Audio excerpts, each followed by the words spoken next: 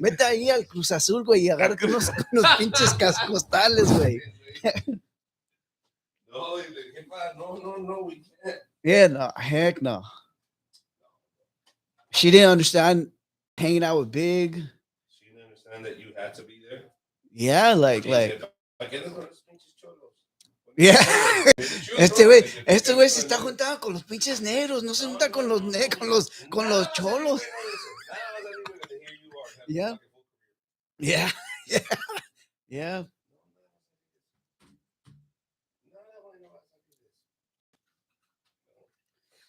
Dude, are you guys on Twitch or how are you guys doing? Because I'm about to get a Twitch channel. I got the account. So what's a Twitch channel? Dude, right now for DJs, they're making money, dude. Well, for anybody, dude.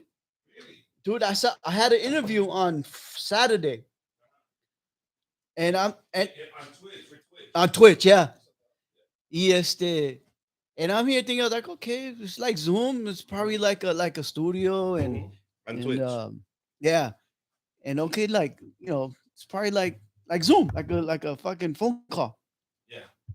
This fucker, I had my computer, my little laptop, and had his background.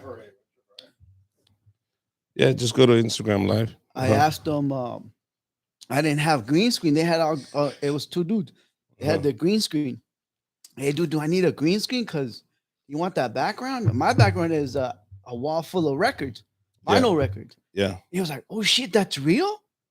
See, wait, like I'm a DJ, like that's before all this technology shit. Yeah, they're called records. We had those. Yeah, we used that's to vinyl. use those. I pulled some out. I happened to pull What was it? It was Eric B. and Rakim. Check out my melody. Oh wow. And they were like, "What? That's a classic, dog." And this was a hip hop show. It's called the Hip Hop Show with No Name.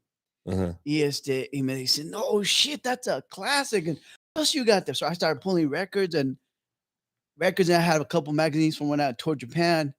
And they were like, "Oh shit." He was like, "No, dude, like that's good, dude. Leave it like that. We're gonna talk about that." Yeah. And they were saying they were like amazed that it's not a green screen; it's a real fucking wall. They didn't know that you had records. You're like, yeah, it's a DJ. Yeah. Like it's my room or my office. This is what we do. Yeah. Like if you go to a mechanic shop, you will see tools in the back. You wouldn't go, "Are those real wrenches?" Yeah, motherfucker. That's what I work with. Yeah. This is my equipment. Yeah, that's what I do, dog. We good? Are we live now?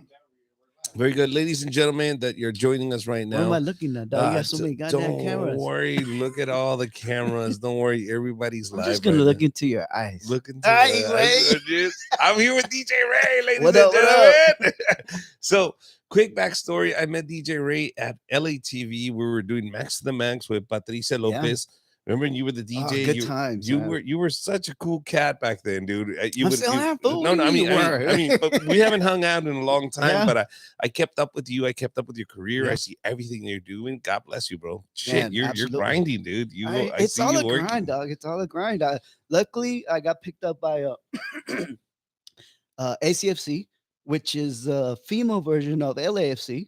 The soccer team. Okay. It's a soccer team for the females. Actually, there's actually a documentary on it right now on HBO. Okay. It's a really good documentary. Okay.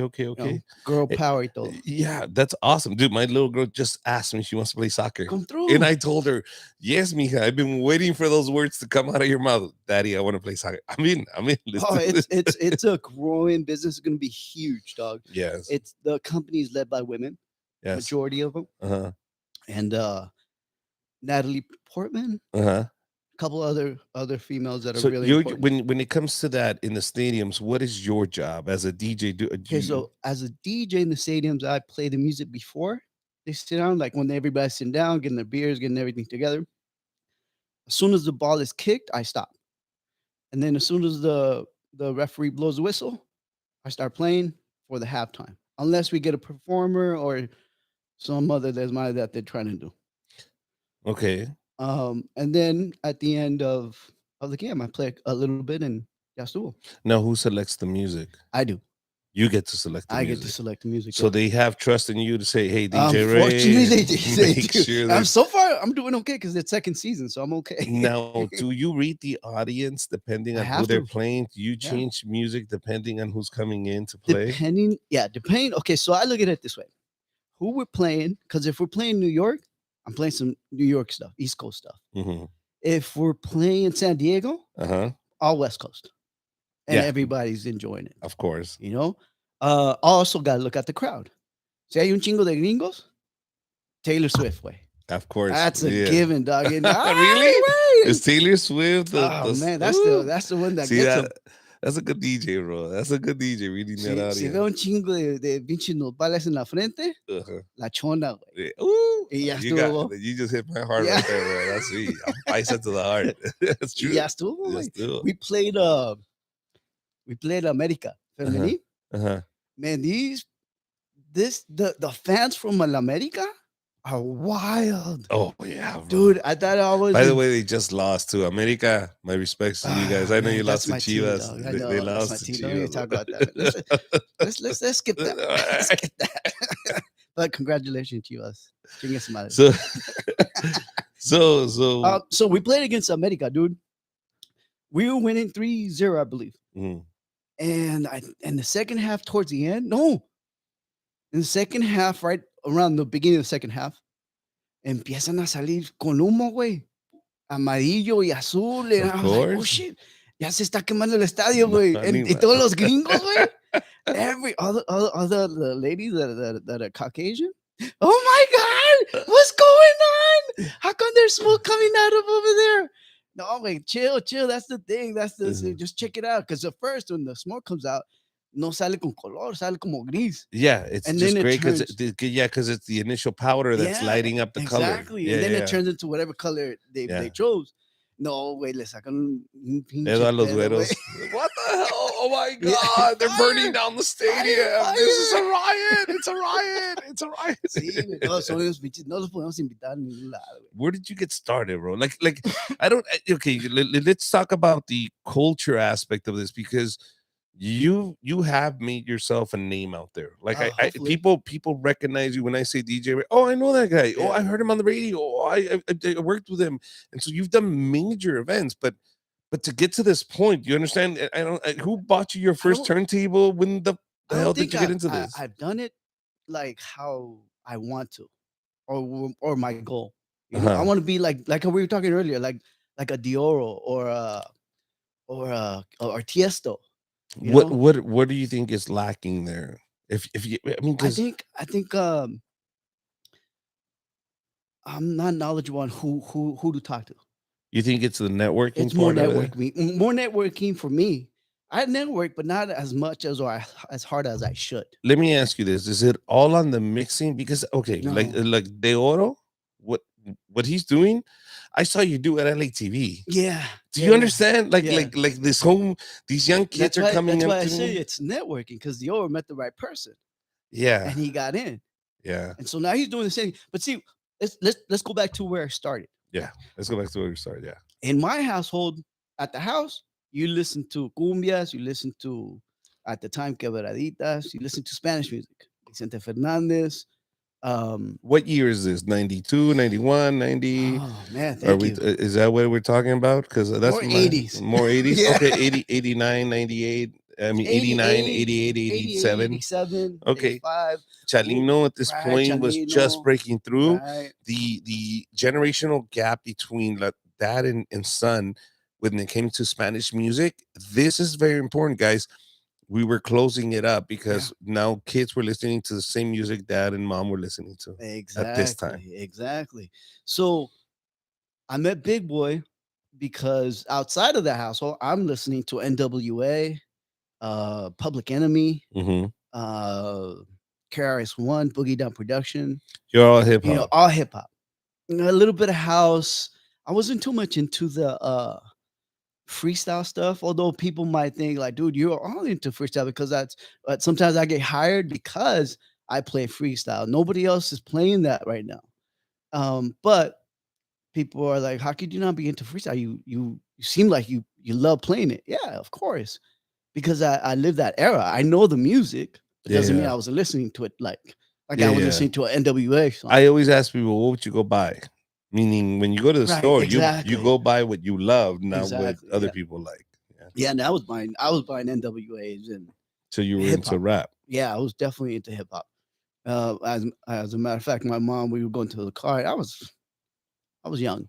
Yeah, let's just say that. Yeah, I was young. And she would want to play our the music we were listening to. So okay, cool. Throw on the CD. Boom. Throws on NWA.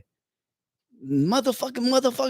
Mom was like, well, you just que están escuchando lo que oigas puro motherfucker. And that was it. That was all that she understood was the motherfucker. She didn't understand anything else but that word. Because she only knew the bad words. She didn't know any other. She didn't know whatever else they were saying. She didn't know, but she was cool with it. She let us play it. So now you're hanging out with Big Boy. So how does that happen? How do you and Big Boy meet, bro? First of all, with Big and I lived in Culver City, and we went to the same high school. I didn't know him in high school, or I knew him. I knew of him. The way we connected, he lived across the street, and one of my boys wanted to rap, and I was the DJ, so he came to the house. He was like, "Oh, let's record." All right, cool. He's like, "But I don't have a mic." I'm like, I just have the turntables. I don't have mics. He's like, "Don't worry." My boy across the street, he's got a mic. Big Boy.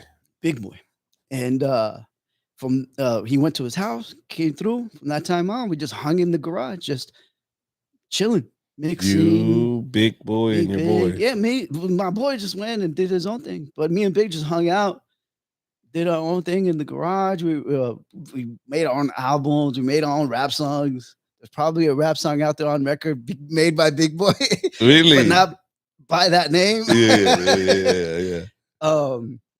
I probably have it actually. That's funny. We should release it now. I should release it. Yeah. Blackmail him. Big Boy. He'll get fat again, bro. So yeah, after that, we just hang out.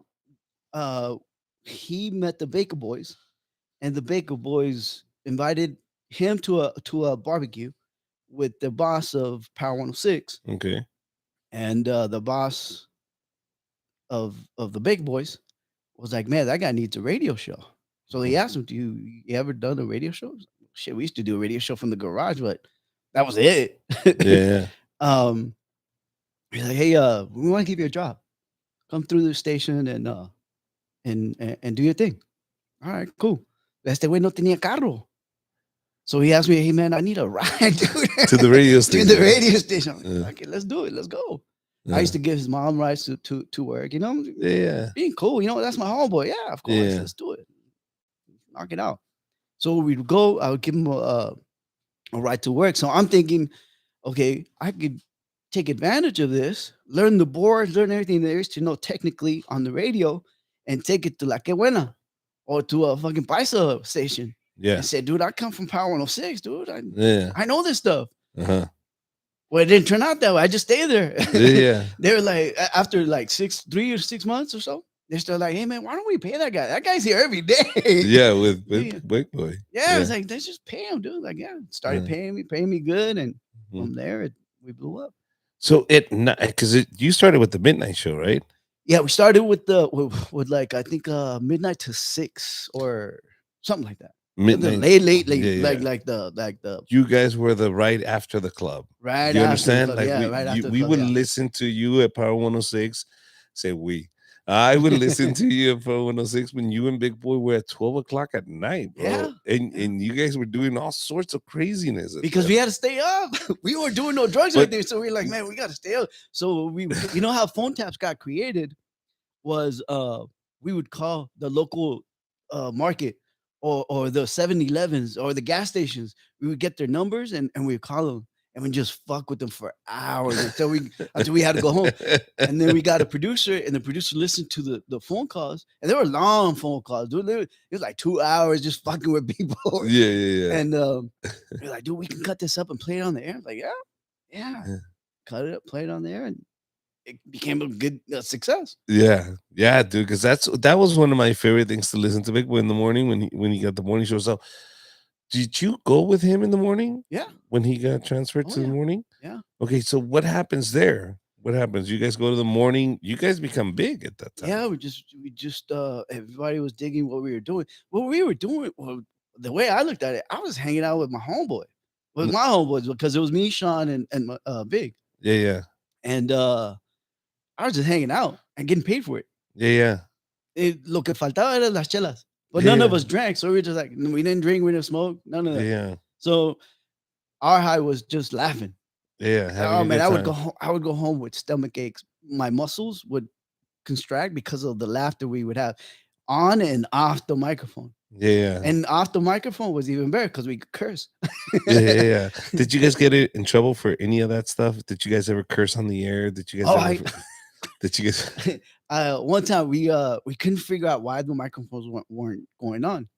So my microphone was pretty close, and I was trying to fiddle with the volume, and I was trying to like, yeah. And Bill was like, "Hey, can you hear?" I was like, "Nah, dude, I can't hear shit." Just so happens that we were on the air. We just didn't have our volumes up in the headphones. And all that we were talking, all my shit and all that. It went on the air. We're like, oh, fuck. So did you guys ever we didn't get in trouble because it was late at night. They knew. No, this was during like the morning show? The afternoon show. Afternoon show. Okay. Yeah. Did you guys go morning show right away, or did you guys go afternoon and then morning show? How did that go? I think it was late, and then afternoon for a long period of time, because we were digging that time shift, because we go to work y después del trabajo nos vamos al desmadre, güey. Yeah, parties, promotionals. Yeah, promotionals. Yeah, we would go to the clubs, all that, and we could tell people like, hey, meet us at such and such club. And back people would was like Peppers and yeah. I can't remember any other ones, but it was like Peppers. The one that sticks out is like Peppers. Yeah. Yeah, and we were, hey, meet us at Peppers. We're heading over there. And so we meet a bunch of people. Was Giggles back then something? No. It was, but it wasn't that big. Not with us. Yeah. I got it. It was we were more the Pepper crowd. Yeah. Porque allá en Peppers eran puros desmadros que llegaban. Yeah, and back then there was no social media. This was social media. Yeah, the radio was social media. If you were on the radio, that was it. We went to wherever the radio said the party was happening. Yeah. A lot of promoters. I don't even think beepers were out that. No, it was radio, baby. They might have been. Yeah. They were out, but the way you knew what was popping in LA was the radio. Radio had a huge influence in where people went. None of that. None of that was out there. How does DJ Ray, Big Boy, all of them now, the people that brought you in are the people now you're replacing? How does that happen? Because you guys go to the morning, and these are the Baker Boys. The Baker Boys introduced you. The Baker Boys was cool because they knew. We were always real with people, and that was the thing. Like we didn't come from corporate. As a matter of fact, the first week we were at their station, dude, I was looking at the computers like, yo, dog, like they really let us here by ourselves with all these computers, dog. And we were like, fuck yeah, dude, like. But let's wait. Let's see how long this shit lasts, because it's a pretty good pay, dog. It's no posible, yeah. So we always kept it 100 with everybody. And then when they were thinking of transferring us to the morning, we didn't want to go to the mornings. That's a horrible shit. It's a horrible. You have to get up at 4:30 in the morning. 4:30, 3 in the morning. Yeah. And you have to be there on time to start the show, because 6 in the morning it's on. It's on at 6. You better be there, or you're getting clowned. Yeah, no, you're there 5 minutes before to get in front of that microphone to go ready. Countdown 6. There you go. Yeah. Wow. So we were always cool with the Big Boys. We told them, hey, this is what's going on. I was like, okay, cool, and they were cool. All right, cool. You guys heard your music. I knew who you were. I think we were going to LA TV on Thursdays, no? Yeah, on Thursdays. But even before that, I had heard you on the radio with Big Boy. Do you understand? I grew up in LA. So morning, it was Big Boy in the morning. Right. Like if you were into hip hop, like I was, or an R&B or any of that, dude, you listened to Power 106. Yeah. So I met you on the radio. When I got to see you at LA TV, that was just different. It was okay, I know this guy. Yeah. When did you make that transition? Were you still on the radio when you were doing LA TV? Yeah, I think you were still doing both? Still doing both. Okay. I still kept DJing after the radio, because back then radio, I didn't want to be in radio. I wanted to be a cop. Why? You're a fucking DJ, dude. Well, you're great at DJing. Because I was DJing at my house. Yeah. And in the garage, I was doing it for just me, like just for my entertainment. Like I didn't think like nobody wants to listen to me. And then the radio gig lands on my lap. And I was like, oh, cool, let me ride this wave. And that wave went on for a So while. when who gives you the name DJ Ray? Well, big gave it to me because you don't want to know the name I had before. Okay, um, okay.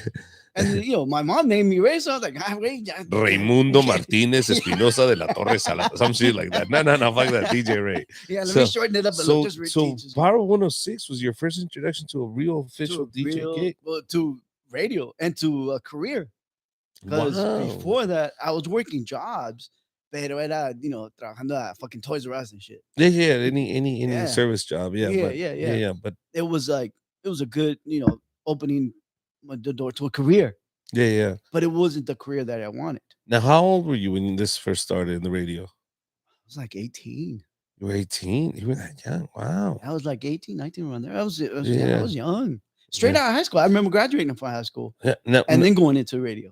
Now, let me ask you this. Were your parents very supportive? Were they like, yeah? Well, my parents didn't understand. They didn't understand what was going on. They just knew that I was bringing in cool checks. Oh, okay. Like, no, pues están pagando. No, es que cuando te pagan bien, mijo, te pagan bien. Nada más con que no chupe pito. Sometimes you're not prostituting yourself, we're good. My mom didn't understand the whole radio concept. Like my mom was like, no, güey, levántate y vete a trabajar ahí a recoger cemento o algo, güey, pero ponte a trabajar bien, güey. ¿Cómo que te vas a la estación de radio? ¿Qué es eso? Yeah. She didn't understand that. She understood hard work because she, at that time, she had 3 jobs. Of course, yeah. And I hardly saw her at that time. Yeah. But she all she knew was hard work. And for me to sometimes, dude, I would wake up at 10 a.m. because I would come home, at 2, 3 in the morning, wake up at 10 a.m., then go back to work at 6 or 8 or so. And do it again. Like, dude, like, ¿qué haces, güey? Yeah. ¿A dónde vas? Yeah. Te juntas con esos negros. ¿Qué estás haciendo con esos negros? Dude, listen, man, Latinos are the most racist people back then. Back then, people don't understand why my dad or maybe your parents had this animosity towards black people. In the 70s, there was a lot of friction between black people and Mexicans. And my dad tells me these stories about them getting robbed by their paychecks. And it was just, poor people taking advantage of poor people. My stepdad got shot by my brother. See, in the ass. You see what I mean? Like, how do you not remember that? Yeah. Like, my dad's going with my mom to the hospital with my older brother, and he didn't have a driver's license. He didn't even have a car, so they had to go to the clinic in the bus.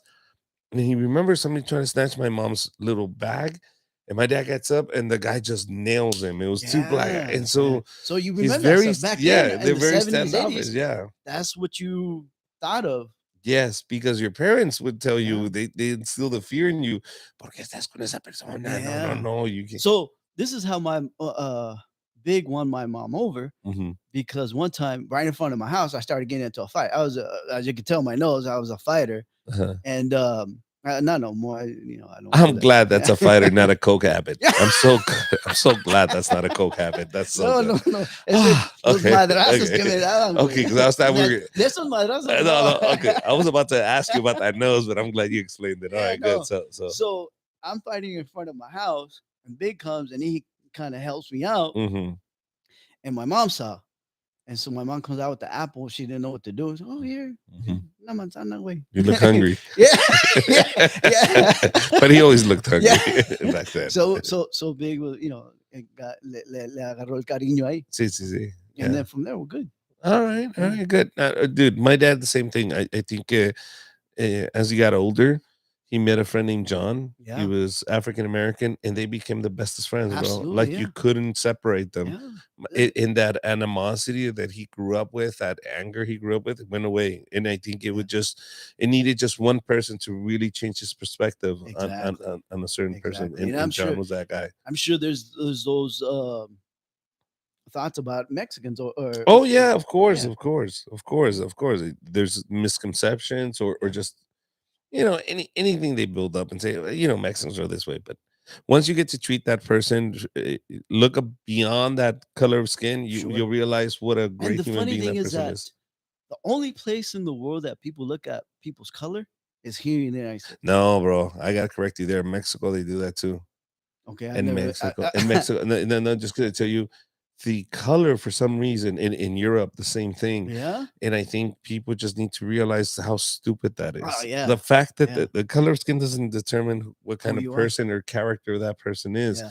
That's such a stupid thing to think, ignorant thing to say. I mean, or to think. So as we get older, as we educate ourselves, as we learn, we realize these things. But I understand why my parents acted that way. Yeah. Oh, You same understand? thing. Like Yeah. you understand, Yeah. and we But yeah, get if it. somebody We shot me in the ass, I'd be yeah, mad too. yeah. I mean, like his color skin was black. I don't know if I trust that. Yeah, and he It's was a trying to jack him because he was, I think, at the bank. So he was uh-huh. trying to jack him. So when I said that, I whooped his ass, and he ran. And as he's running, He the got dude shot. pulled the gun Of and got course. shot. Yeah, Luckily, yeah. he got shot in the ass. Well, that's a good one. Yeah, That's a good. it's a cushion. Y es nalgón. Y es nalgón. Y es nalgón. So let me ask you a question. How did you get the job at LATV? Because that's when we really got to Okay, bond. That's when we really got to joke around. so I don't remember how I got approached, but I know it was. Was it Flavio Morales? No me acuerdo si era Flavio o era Patty. Okay. I think it was Patty. It was Patty? Yeah, because I think Patty was yeah, I think it was Patty. For some reason, I want to say Patty, but I might be wrong. Patricia Lopez was the host of Max to the Max, and that's when Yeah. when me and him got introduced. This was a TV show, and a lot of artists, especially Latino artists, yeah. got catered to there. So Yeah, so Patty asked me, "Hey, would you be interested in DJing a TV show?" I was like, "Yeah, whatever, I'm down. I'm always down. Like whatever it is, I'm down." yeah, So come through.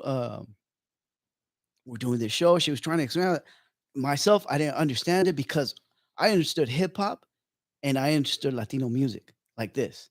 But at my house, I would always play both because I had my friends that were English speaking and I had my friends that were Spanish speaking. So when we had a party, we're just combining those two. Like, yeah, okay. that mix looked very fucking Yeah.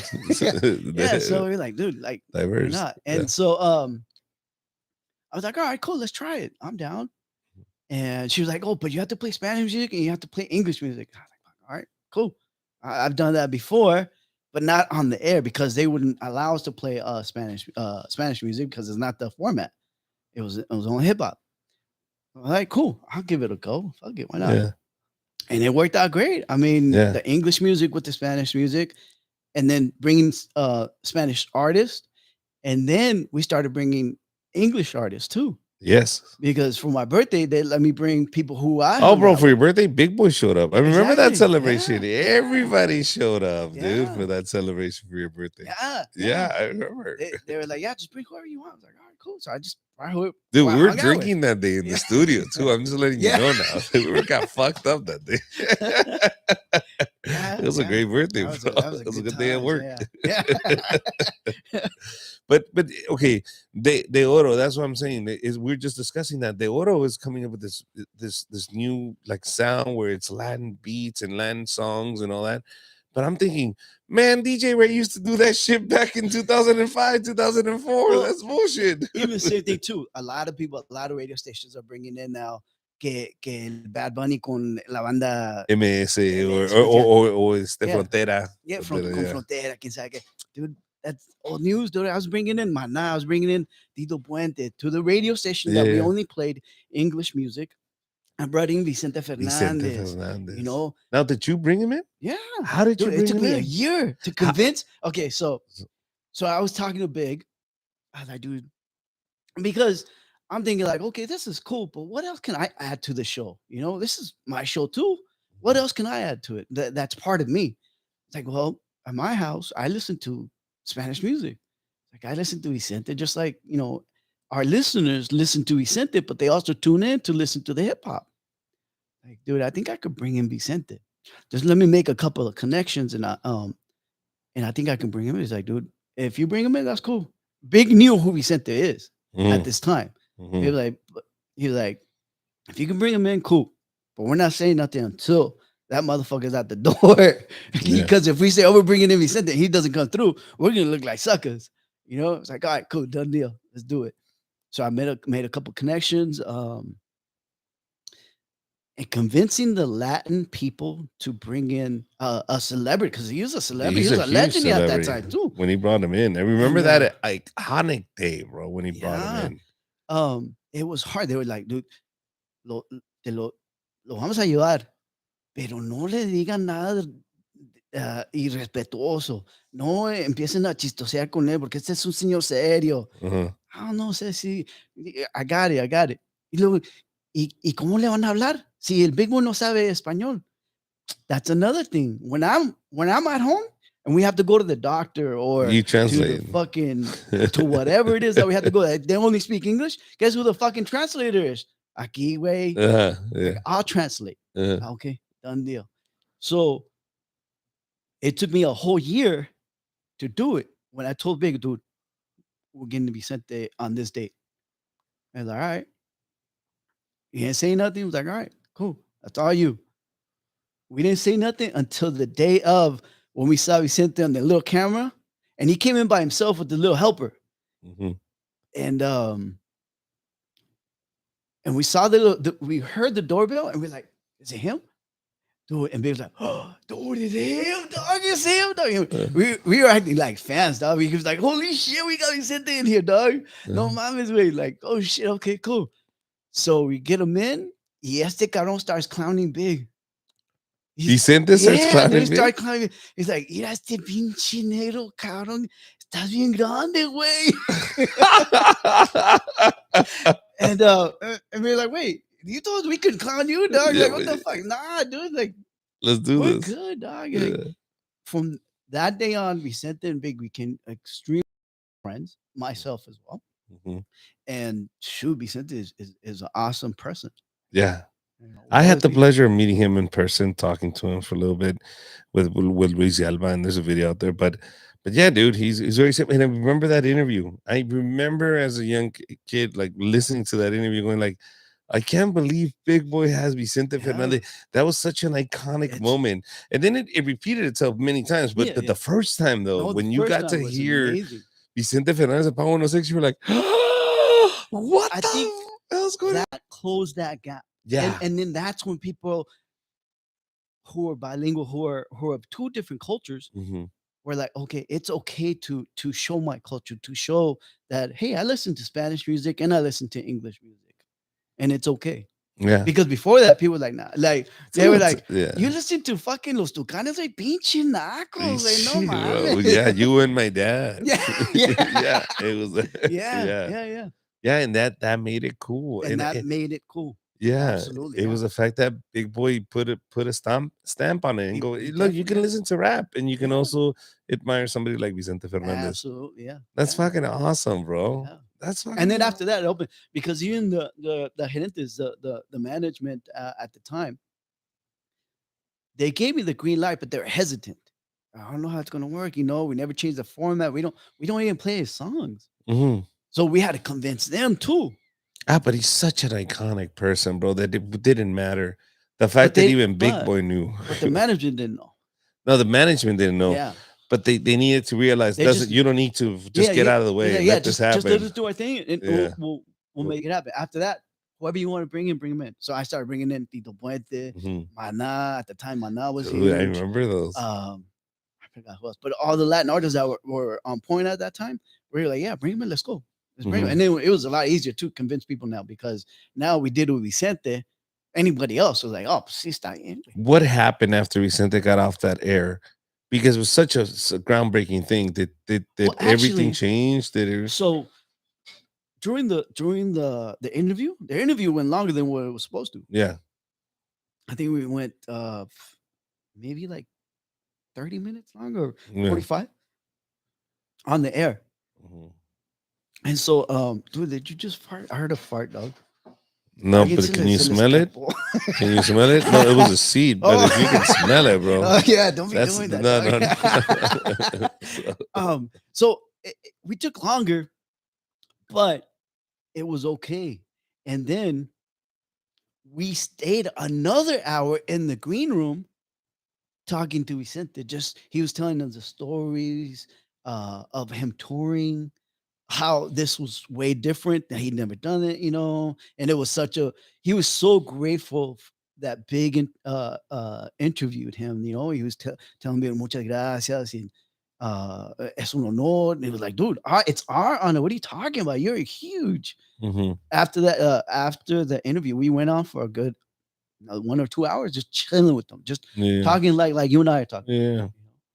That's cool, dude. Hell No, yeah. no, but I think Vicente understood what that meant. I think so too. Also, Yeah. I think so Vicente too. from that point on understood what just happened in that room between you guys, Right. and understood But how he that was line was also, when I blurred. was trying to get him in, he would also send messages through the representatives that I was talking to that, hey, you know, ask him this, is this going to happen? Or how are we going to do this? And like, dude, don't even worry about it. We'll just make it happen. It'll happen. It'll be a good thing.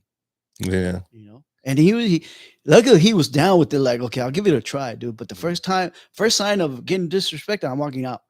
Yeah. But no, Big is very respectful. Dude. No, and that's something about Big. He's always been professional about it. Extremely, yeah. Gigs that you just regret ever doing. Like, have you as a DJ ever been like, oh my God, I can't believe I'm doing this shit?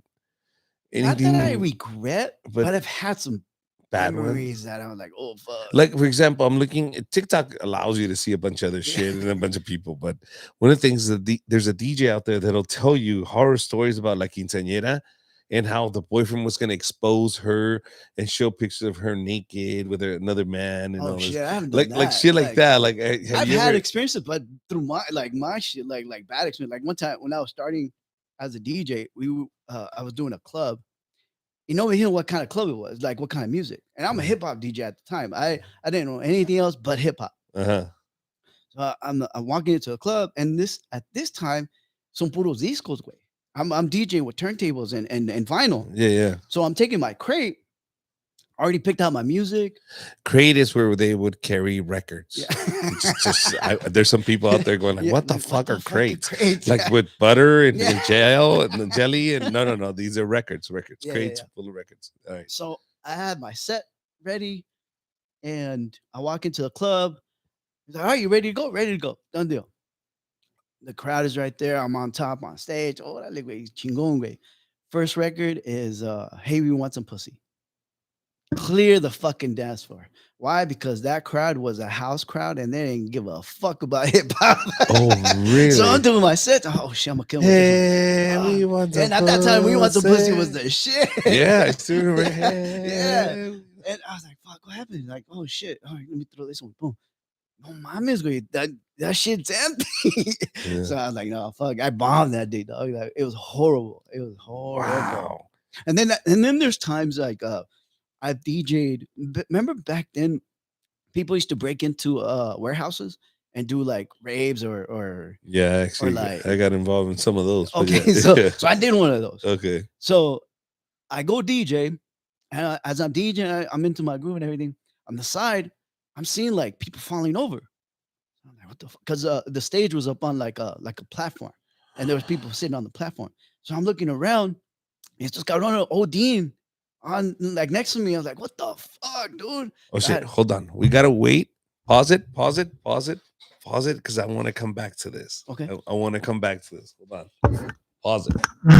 I know we're going live on this. We're gonna pause it. We're pausing it. Pausing it. Because I want to hear this OD story, bro. We'll pause it, guys. We'll come back. I know some people are watching it live. They're like, what the fuck? What?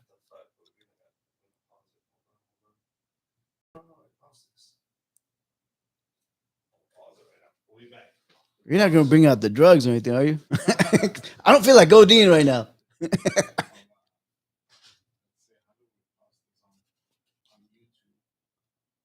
How many channels is it on? It's just on YouTube and on his Instagram. Oh, okay. I've never posted this shit on YouTube. On Instagram, I have. Oh.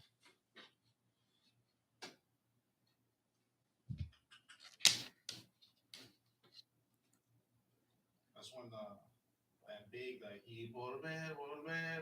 Yeah. Did you make that mix or no? It was some house DJs from out here. House DJ? Yeah. I forgot who. But I know who made it. I just don't remember who. I did a remix for Tracy Chapman. Crazy Yeah, but it was like house mix.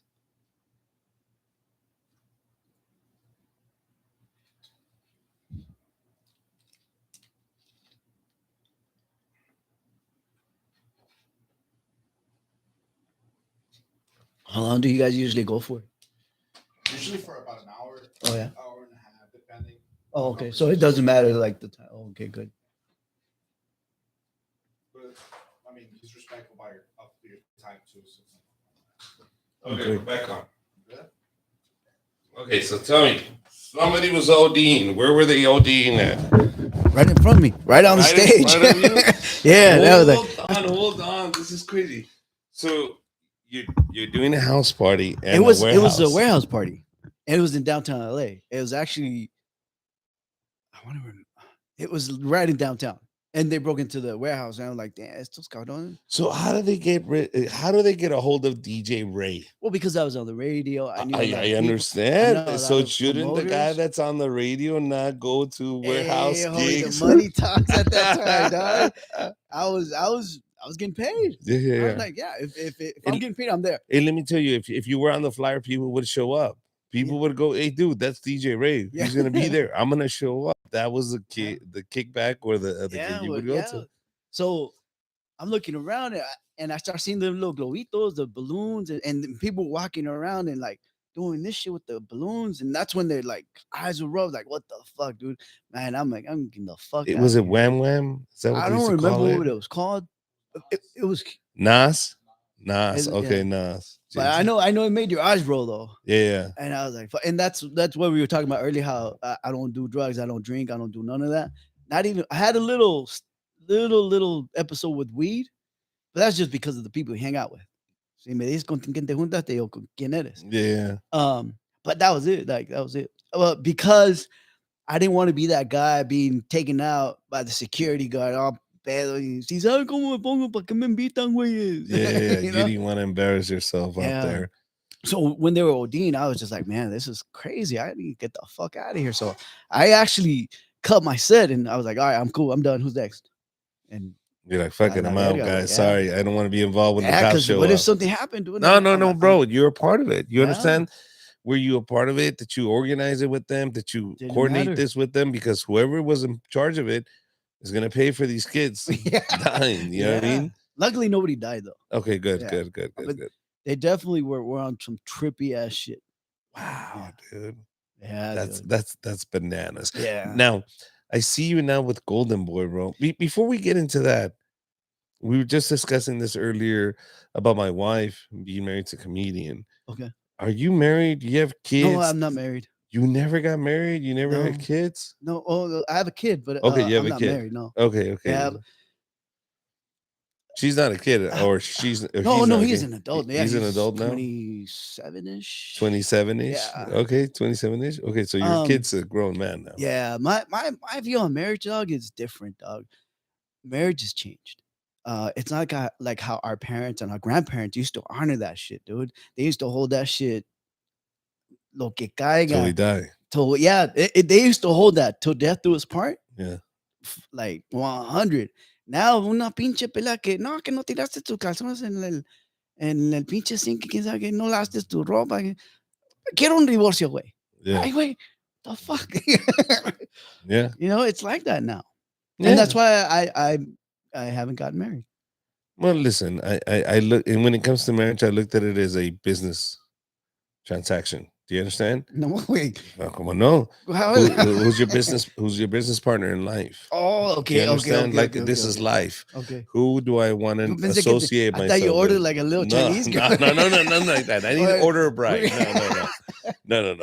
More than anything, I was looking for a life partner. So when I went out looking for a wife and I was ready to be married, I looked for somebody that would be a good associate, a good partner, somebody that's willing to negotiate with me, somebody that's willing to, just chip in when I need to. You know what I mean? This is a business. We both have to deal with life. It's hard enough doing it alone. Why not do it with a partner? Sure. And this is a business. And I took it there, and I didn't look at beauty. Good thing beauty was a bonus and good. She's beautiful. But I was really So focusing on she somebody. got the short end of the stick with you. Huh? Yeah, oh yeah, she definitely fucking got the shit end of the stick with me. But I was looking for whatever was best for me. You know what I mean? It's her fucking job to fucking realize you're picking up a piece of shit. That's her job. She fucked up. I got a best deal here. Pero I understand what you're saying. Yeah. It's not the same. Me and JT were discussing earlier. Yeah, man. I mean, our parents were raised. We were raised with parents that they both stuck it in, stuck through it, thick and thin. Yeah. And that infrastructure, that lifestyle is not implemented anymore. No. So it's easy for people to get divorced. I'm not saying I'm not going to get divorced. I'm hoping not to get divorced, and I'm hoping my business partner is okay with everything we're doing. So sure. It is what it is, bro. Life is hard. I just have a partner that's willing to wipe my ass at the end of the day. Yeah. Yeah. That's it, bro. That's really what we're looking for, because I'm going to have to wipe her ass. Sure. Yeah. If she needs to. So I get you, bro. Nothing wrong with that, with knowing who you are and saying, fuck it. I'd rather be alone than. Yeah, mal acompañado. Ándele, papá. So you not only doing these soccer games, but you're also, I see you everywhere with Golden Boy. What's the deal I've with been that? With Golden Boy for years. Really? When did you start with Golden Boy? Okay, so with Golden Boy, Austin came to the studio one time, a long time ago. And he was talking about, I want to start a promotional company. But I want it to be like a club wise. But I want like a DJ at the same time as people are fighting. Like, well, I'm down with it. He's like, I'll do it. At the time, he had the first show he did was with the girl, but she was playing EDM stuff. So you gotta learn as the audience, bro. As a DJ. You gotta learn, and anybody that wants to be a DJ, first thing, will learn how to mix. But the second thing, learn how to read an audience. Yes, your please. Crowd, dog. That EDM shit doesn't fly in boxing. Not with everybody, dude. No. It's not everybody's taste. And then if you look around, boxing is predominantly male. Yeah. You're not gonna play no fucking reggaeton at a fucking boxing game. Not the whole entire boxing game. You can play one or two songs, but the whole entire boxing thing, no, I'm his way. So anyway, so back to how Oscar and I did the boxing thing. So the second event that he had, he brought me in, and I was reading the crowd. He's like, dude, none of these people are gonna like what I'm gonna play. It's like, I'm playing hip hop. I'm playing like EDM stuff. Mm-hmm. Let me throw in a corrido. There you go. Chinga su madre. They lit up, dude. Like, oh shit. Yeah. They're playing my kind of music. Why? Because of boxing is predominantly male. Yeah. Older male, like my tios or my dad, Those are the tickets. Those are the people that are buying the tickets. And what are they doing? Están chupando, güeyes. Y cuando chupan, tragos de amargo licor, motherfucker. That's the one you play. That's the one you play. You play all the fucking. But you need a DJ that can recognize that and go, okay, they're drinking, they're having a good time. Here's tragos de amargo licor. Bam. Órale, cabrones. Chinga su madre. Yeah. And from there, I've just been doing it. All right. It's changed a little bit, but same concept. Now, are you a boxing fan? Was this a dream job for you? It was the best ticket in the house. Did I get the best seat? That's what I thought. I even messaged you, hey, you need somebody holding your records, but now you just have a fucking hard drive. That's it. There's no crew anymore. Nah, there's no crew. Did you have a crew? Did you have a group of boys that always followed you? Really? That would carry my crates to go to the party. If you wanted to get into the party for free, you have to get in somehow. Go in with the DJ, dog. Carry the crates. So they would roll with you. Did you have guys that would say, "Hey, I'll roll with you, bro. Let me carry the crates." Yeah. I'm with the DJ. I'm with the DJ. Yeah. Really? And they got free entrance? Yeah. Oh shit! Because they were with the DJ. And then I don't know if it's still popular. I don't think it is. But if you were with the DJ, you were picking up chicks. For some reason, I don't know. They always left with chicks. Maybe they got the game on good. Where were you? I was fucking DJ. He's working. His boys were eating that up. Are these boys still around, bro? When you started? Nah. None of the boys that you started with are still. I'm a very solo kind of guy, dude. Oh, okay. So it was like if you were there, you were there. Yeah, if you weren't, I still talk to them. I still talk to a lot of my old school friends. Yeah. But do we hang out? Nah. Mm-hmm. So what is your thought? Because I asked you also the hierarchy of DJing, and you said it's connections. It's connections. It's all connections. All about connections. Because I've seen some horrible DJs get some really good gigs. Like, dude, how the fuck you make that, dude? Now, who do you know? As a DJ, what are the good high paying gigs? Like a good successful DJ will work where? In the EDM festivals. EDM festivals. I think that's paying good right now. The EDM Yeah, like festivals. we just had Electric Daisy, Yeah. EDC, Uh-huh. and we also had Coachella. Yeah, we had Coachella, but Coachella is not like really hardcore EDM because Coachella is everywhere. It's all over the place. With like EDC, they got the hardcore EDM banging, techno shit. You know. Yeah. Wonderland is what I'm talking about. Wonderland. Yeah, I've heard of Wonderland. That one. I went to that one. That one was pretty cool. I went as a fan, as a guest. Yeah. I haven't gotten. I've done festivals, but not the EDM ones. Okay. And I would love to do so if you listen, guys. Let me know. Now, is there a hierarchy between DJs? Is there beef between DJs? Did you ever have a beef with another DJ? Was there any shit talking? Like, I don't have beef because there's enough for everybody on the table. And I came from that cloth where, you hang out with your boys and there's enough for everybody that around, and if you help each other out, you'll go far. I didn't have beef, but I've heard of people having beefs with DJs amongst each other. Okay, because my brother was running. I'm talking about mid 2000s. My brother was talking, and he was running these, what you said, underground DJs and underground parties, and in that world, he would tell me the DJs would fight, amongst each other, and they would, like, at that time, they would take the crates, jack the crates. If the dude came and his boys weren't looking out for him. And he's over here looking on the turntables. Behind is his crate, and he turns around. They would take his crates. Yeah. That's what my brother was telling me, dude. There's beef. There's jealousy amongst DJs. Yeah. But once you get more up there, it's more professional. Okay. You're not gonna do something like that in the professional level. If you help somebody out, that person's gonna help you out. What's next for DJ Ray, bro? What do you want to do next? What haven't you accomplished? Because I feel like you're very accomplished, bro. You've done so much. I've accomplished a lot. I'm lucky to accomplish a lot, dude. A lot of people. Dude, you've been a lot. There's many places where I've been like, what? DJ Ray is here? Yeah, he's here. What the hell? Because I say yes to everything. I'll hear you on that loudspeaker, like at an event or like a soccer game or anything. Like all of a sudden, there's DJ Ray. I'll go to fights. And then all of a sudden, like DJ Ray, I was like, "What?" I saw you at that fight. Yeah, was it Long Beach? Yeah, Long Beach. Yeah. Like, what the fuck is he doing here? Hey, cabrón, what's up?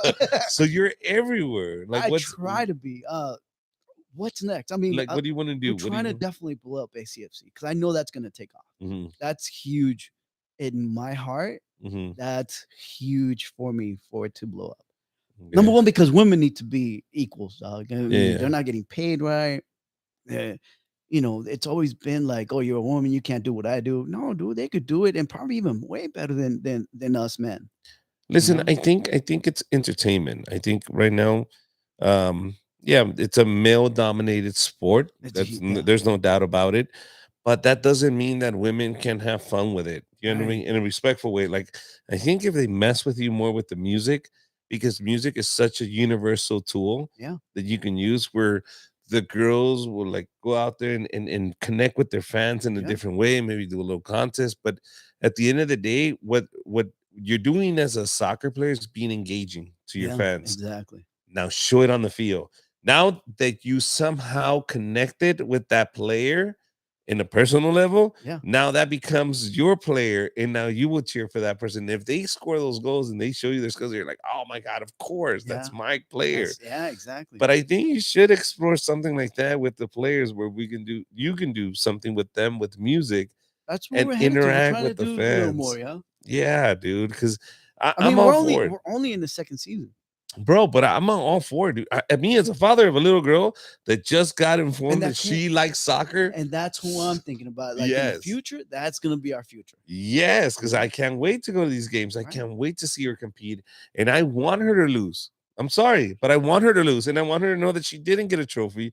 And if she tries hard tomorrow, she may get a trophy. But, yeah, but you got to try next You season. have to try hard, and it's okay to lose. It's Yeah. okay to fail because that's how you learn. Exactly. I've learned that a long I time think ago. sports is perfect. I think soccer is a great sport for women Yeah. to play because they can really dominate that sport.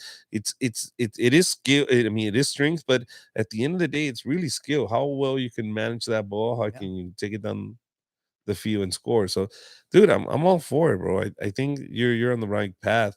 Music wise, like there's DJ Cali, there's DJ so and so. They all do their mixtapes. Have you ever done your own production or your own? I did a remix once of Fast Cars. Remember Fast Cars by Tracy Chapman? Yeah. Or Chapman. Yeah. I never came out. Like it was just underground. It wasn't that. But you're not. You don't feel like I need to release a mixtape. I want to make some music. I have mixes on SoundCloud and Mixcloud, but I don't feel the need for me to do that. I am thinking of doing a EDM mix, but maybe in the future. And I'm also thinking of doing my own show on Twitch. That's right. We were talking about Twitch earlier. Yeah. So what's the deal with Twitch? So a couple of days ago, I got interviewed on Twitch, and these cats, they're gamers, but they have their own hip hop show. It's called the Hip Hop Show with No Name. Yes, and they were schooling me on Twitch, dog, and they're showing me all these DJs and how it works. Like, look, this person just gave him $5. Oh, and this person just gave him a high five with $1 with it, and that's why he's shouting them out. I'm like, oh fuck, you can get money off of it. And all these cats are doing at their house, chilling, DJing. Like, dude, I could do that. Like, I could be practicing and get money, bro. So I'm like, damn. And then there's some of the cats. Well, I was looking at like, dude, this guy's really getting paid. You're like, look how many followers he got. A shitload of followers, dude. DJ, bro, and have fans. I mean, not fans, guests with you. Yeah. That'll read the fucking comments for you. Exactly. And make fun of it. Get comedians, bro. Get comedians named Richard to go fucking read the comments and go, oh shit, and then clown, bro. It's there. It's there, and it's just a matter of making it happen. Can I ask you a question because you're from the radio world? Do you think radio is dying? Do I think it's not where it used to be? Yes. Is it dying? Not yet. Maybe in a couple of years, maybe like 5 years, 10 years, it won't be the same again, ever. Because I mean, when I was started in radio, they were sending us to Hawaii. You don't get that no more. They were sending us to Florida. They were sending us to, oh no, they were sending us to Mexico. Yes, I remember. Yeah. No, I was a listener, bro. I remember. Do that no more. Oh no, you don't even get water in the morning. You're lucky if they send you to Disneyland. Yeah. And you have to pay for parking. Yeah, of course. That's not covered. We just got you the ticket. That's it. That's a different company. To the Disneyland on the left.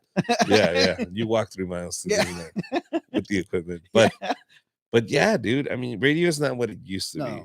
No. But it's definitely changing with all these different avenues. I mean, we have social media. We have this. We have this. Yeah. Look, you have 3 cameras, 3 different and platforms. It's easy to do now. So so anybody can do it. Yeah, JT doesn't even speak Spanish. Look, or English or anything. Look, he's Cambodian back there, and he's running the whole show.